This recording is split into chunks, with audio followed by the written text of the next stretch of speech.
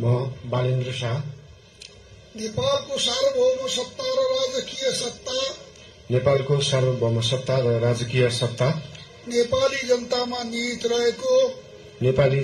निहित रहेको नेपालको संविधान प्रति पूर्ण वफादार रही सत्यनिष्ठापूर्वक प्रतिज्ञा गर्दै ईश्वर, देश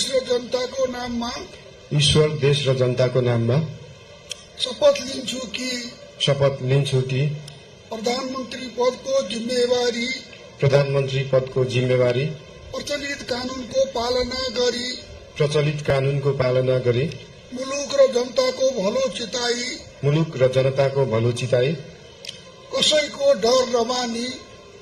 डर नमानी पक्षपात नगरी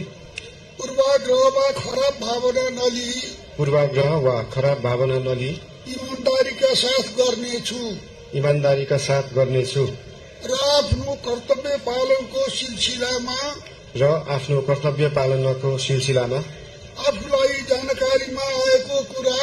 आफूलाई जानकारीमा आएको कुरा म पदमा बहाल रहँदा वा नरहँदा जुनसुकै अवस्थामा पनि प्रचलित कानूनको पालना गर्दा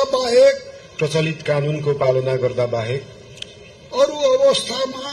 अरू अवस्थामा कुनै किसिमबाट पनि प्रकट वा संकेत गर्ने छैन। धन्यवाद। यसपछि नवनियुक्त सम्माननीय प्रधानमन्त्रीज्यूलाई आफ्नो आसनमा रही शपथ पत्रमा हस्ताक्षर गरिदिनु हुन अनुरोध गर्दछु।